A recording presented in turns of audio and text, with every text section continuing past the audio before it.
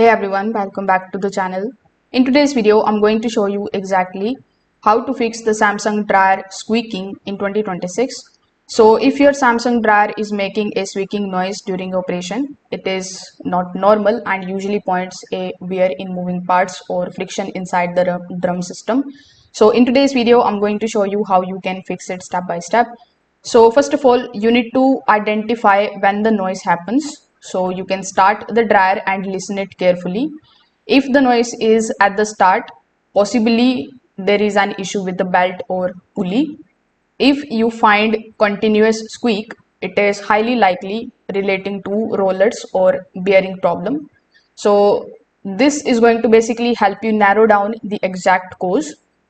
Afterwards, you just have to basically try to resolve these. So you need to run the dryer with a small load or empty. If the noise reduces the issue, maybe load pressure or worn components. Afterwards, you just have to turn off the dryer and rotate the drum manually.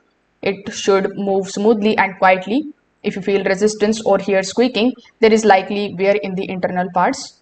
After that, you just have to simply worn drum rollers are most of the common reasons. So they flatten over time and create noise. So replacing them is going to restore the smooth rotation.